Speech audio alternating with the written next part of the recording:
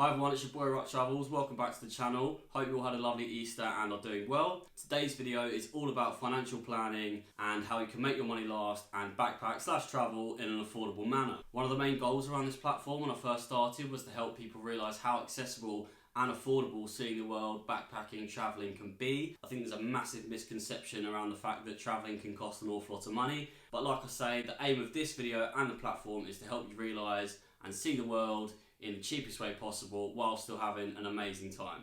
So just to give you a quick breakdown as to what I'm going to talk about in the video, I'm going to go into the generic stuff, so where, when, how, that sort of stuff, your sort of general planning ideas. Then I'm going to go into the specifics on how to save money before you go whilst booking it, and then whilst you're out there to make your money last. But before I start, if I could ask you to like the video, subscribe to the channel, and ring the bells if you'd like to be notified about future videos. So naturally, when you are thinking about going backpacking or away for a long time, the first question in your mind is, where am I going to go? So obviously this has a big constraint on your money, and naturally some areas of the world are a lot cheaper than others. So for example, from my experience, Southeast Asia is cheaper than South America, but then South America is cheaper than Europe, and then Europe could be cheaper than other parts of the world, such as, you know, the Chinas, the Japans, or the Americas of the world, for example. So geographically speaking, you're thinking about how much is accommodation going to cost, food, internal flights if you need them, general transport measures, and the overall logistics from getting from one place to another. The next question is, how long do you want to go for? How long can you afford to go for? So it's important to think about, if you are going for a long time, think about monthly costs, and then break that down into daily and weekly, which I'm going to save you the trouble and give you a rough idea today. Thinking about food costs, accommodation, getting there, getting back to England or wherever you're from, and how different length trips can be more cost effective than others. So naturally, you would automatically assume that a short-term trip would be a lot cheaper than a longer term, but there are actually some reasons to be away longer. From my experience in Asia and South America, I found I was quite rushed.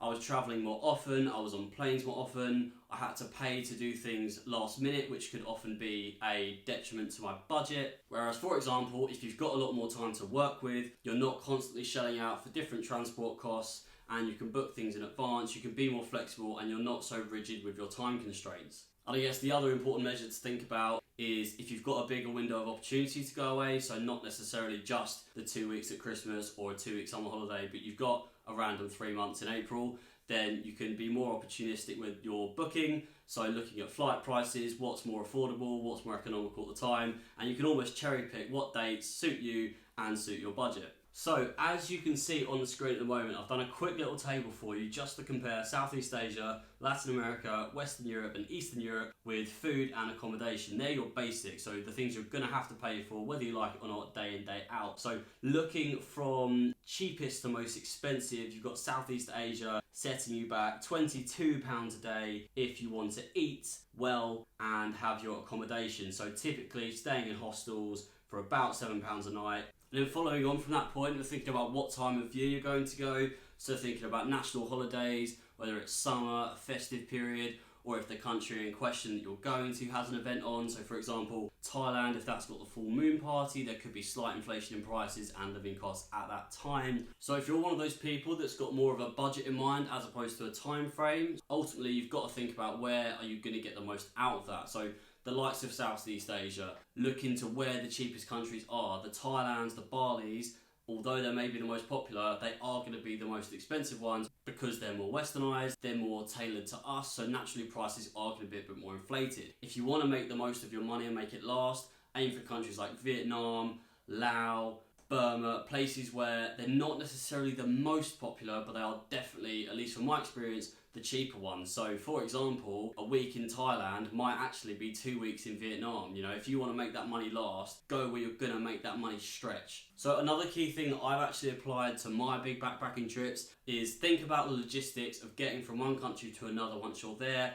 such as internal flights and just overall route planning. So for example, we wanted to start our trip in Cambodia because that made a lot more sense for us to travel anti-clockwise, but flying into Phnom Penh directly from London was more expensive than flying to Bangkok and then flying from Bangkok to Phnom Penh 2 days later. So basically had a weekend there before we moved on. Yes, we were very tired and it wasn't as convenient as going straight to our first place in mind, but it did save us £100 or £200 or so. With my prospective dates in mind, you can see here, if I was to fly on the 1st of October from London to Phnom Penh on the 1st of October, it would cost me about £476 with some pretty long layovers, as you can see in the first three options there, and it is around 500 plus. However, if we look at London to Bangkok, you could already see a huge reduction, 30-40%.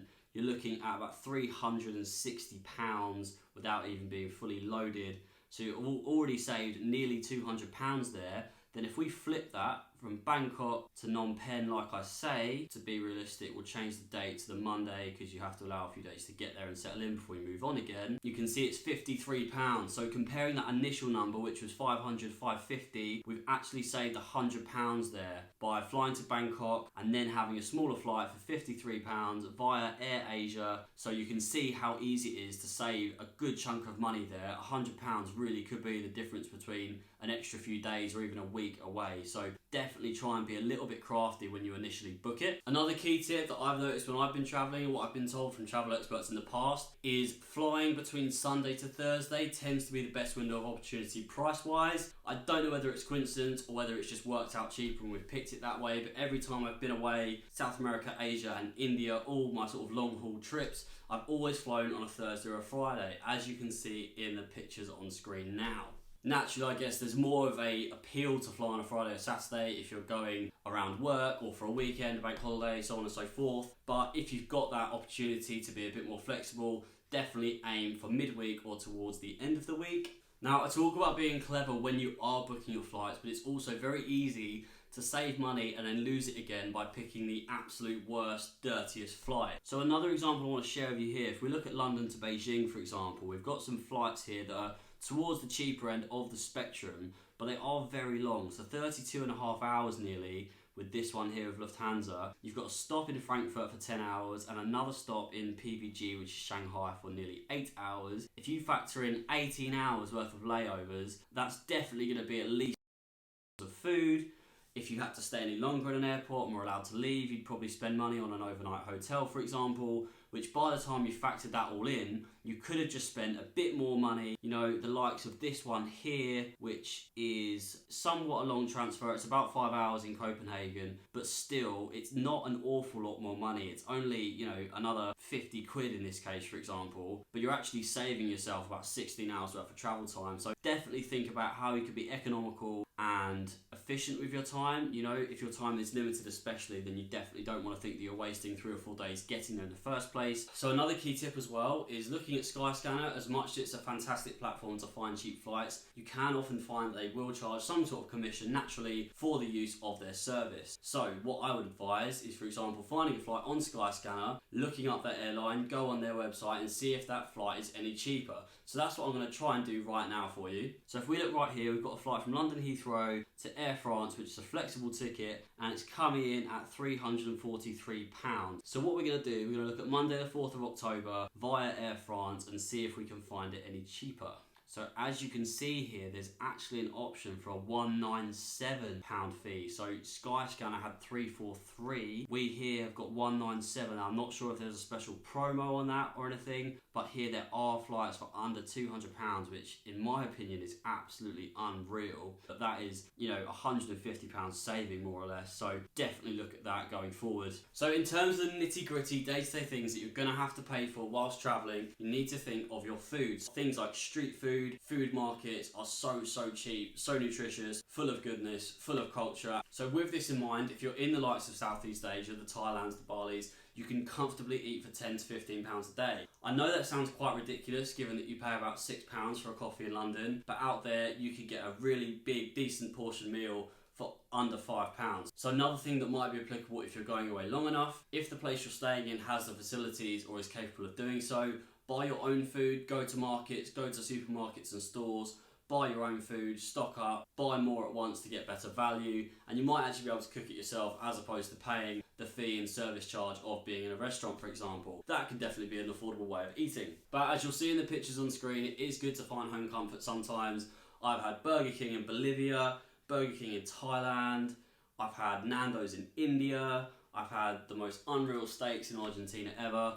Food is a big part of the culture and experience of a lot of these places. Now, another thing you simply can't go without is you need a roof over your head. Obviously, with Hostel World, you have got the opportunity to pick what hostel you want to stay in, how big the rooms are, what gender the rooms are, if that's something you care about, which I mentioned in my travel safety tips video further down my channel. But ultimately, it is economies of scale. The more people in a room, the cheaper it is. You're definitely going to save a few pounds a night, which doesn't look much day to day, but over the course of a trip, if you're saving £3-4 a night going in a 10-man room as opposed to a private room or a 6-man room, you can find yourself saving hundreds of pounds, which can either keep you afloat of money or can be put towards more fun things like activities, tours, or better standards of travelling elsewhere in other departments. Something I haven't done myself but would consider in the future is some hostels have like a work policy where if you do a few hours work a day, they'll let you stay and feed you for free.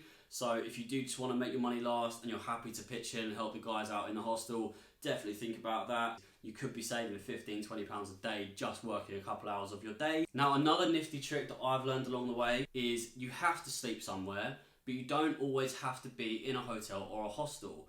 It might be sensible to travel to your next destination via a night bus or a flight at night. What this means is as much as you're paying for the transport, you're not paying for the accommodation because you're sleeping on a bus. This means, as opposed to paying for the night sleep and then a bus in the day, then another night sleep, you can literally just pay for the night bus from A to B and you've taken out the middleman and saved yourself a tenner. Which, if you do enough, again, it can make a difference. It can save you that little bit of money every week that could add another week onto the end of your trip, which might be very valuable to you. Another key tip for researching tours and how much they cost: join Facebook travel groups. I'm in various ones for Australia, Asia, Africa, all over the world. I'm in them just to be a bit more clued up as to what is expected money-wise, but it's definitely useful to talk to people that have been before you go and just experience what they have experienced. Now, I did mention finances in my travel safety tip video, so I won't mention too much about it, but I think the key thing is, like I said, with strength in numbers, don't carry too much cash on you all at once. It does often cost to withdraw money. It can cost $5, $10, $15 at a time. So you don't want to be doing that too often, as that will start to add up. What I've done in the past is withdraw like a decent amount of money for your group or with your friend and take turns and treat that as like a collective pot. So if you're both eating,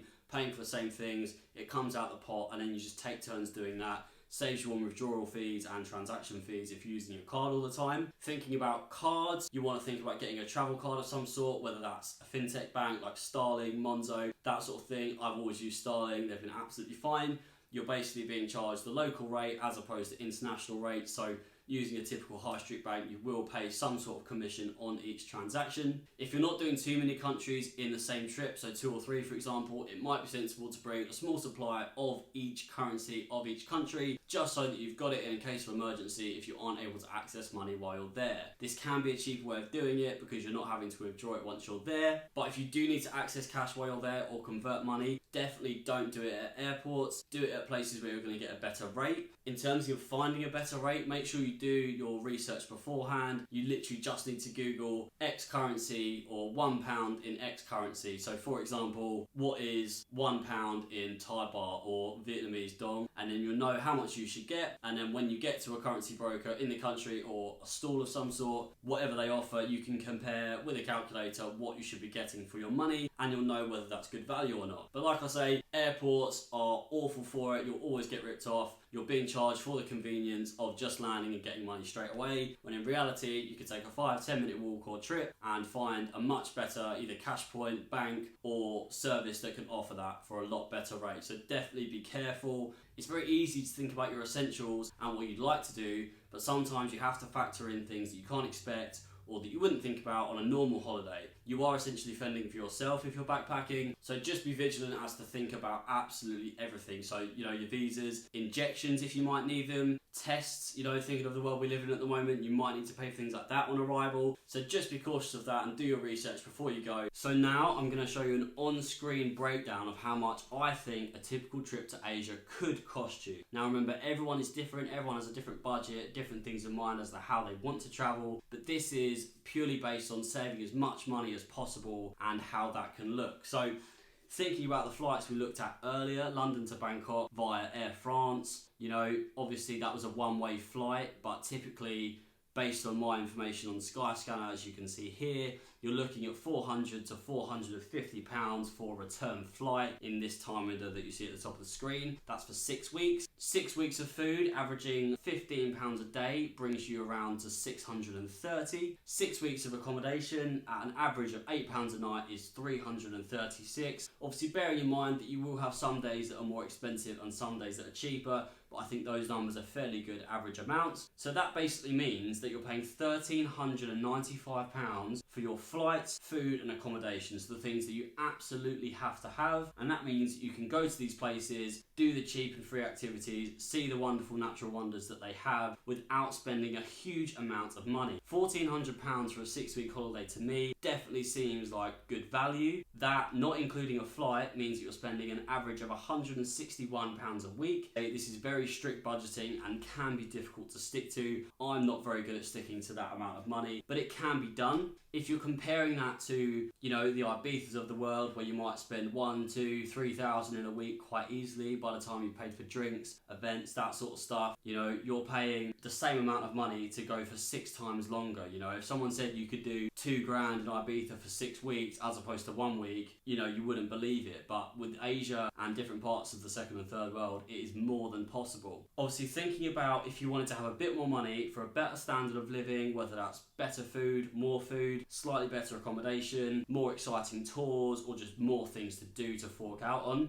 using £2,000 as a random sort of rounded out float amount means that you've got £600 money for spending money, which is £100 a week, which could mean that you do a really exciting tour every week, or you do smaller tours but every day. You could definitely live on £1,500 for the trip, and that would mean that you could definitely see everything that's really important through the likes of walking tours, museums, things that are typically quite free, especially in parts of the world like Asia where island hopping is quite possible. Just being on these beaches and these islands doesn't really cost anything other than a small entrance fee at times. If you are thinking about perhaps not so much budget and you're just happy to kind of spend whatever you want, that's fine. I'm thinking 2,500 plus, and you can nearly do and live however and whatever you want. So comparing, those really illustrious, luxurious holidays that we talk about in Europe, Ibiza, that sort of thing, as much as they can be fantastic if that's your sort of environment, it's clear to see the value for money and different experience and culture that you can embrace yourself in. I think the overall message is it's very easy to plan for a trip that has nothing go wrong. If you're anything like me, where trouble seems to find you,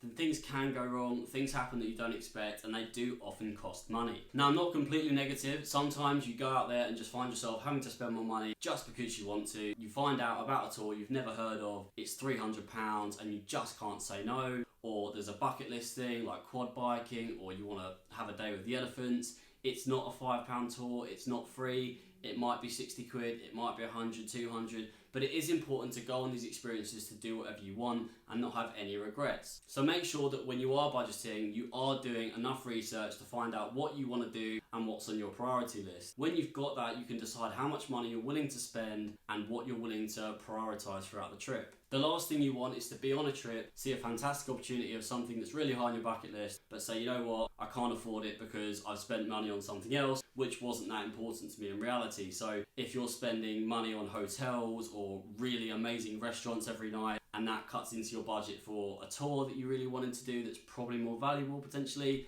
then you're going to kick yourself. So you can see, even though budgeting and thinking about your finances is really important, there's nothing more important than being happy and having a really good time when you are away. These are the best times of your life, or at least should be. They are for me, and I hope they are for you if you ever get the chance to do it or want to in the future. But budgeting can only take you so far, and you really do need to make sure you have the best time you can. You really do only live once, you only get one chance at this life, and it's very short, very precious. As we've seen in the last year, anything can happen, and I would definitely recommend that if you are going to go away, you get every ounce of life out of it possible so that you come home with zero regrets whatsoever. It's good to be sensible and responsible with your money, but it's also okay to not be too sensible and be a bit crazy at times. You do have to think about alcohol. Not everyone does, but I do, and alcohol does cost. If you're going to be drinking a little bit every day or a couple times quite heavy every week, that's another thing to factor in. But in the likes of Southeast Asia, alcohol can be very cheap, so don't worry too much about that. It's definitely doable. You can definitely have a good party have a good time, often enough to keep you going. So I hope that you have learned something from this today. It is quite difficult to gauge exactly what you're going to spend, because if you haven't been before, you don't really know what you want to do, where you want to go, how long for. But hopefully the tips from this video can help you gauge that, and then from that and your own research you can decide an amount of money or an amount of time that you'd like to spend in said place. If you have learned something from today's video or any of my past videos or things on my Instagram stories, please feel free to leave me a thumbs up on the video, subscribe to the channel and ring those bells. There are more videos on the way, and there are things that I'll be able to share with you very soon, hopefully. Until then, stay safe, look after each other, and I'll see you in the next one. Peace.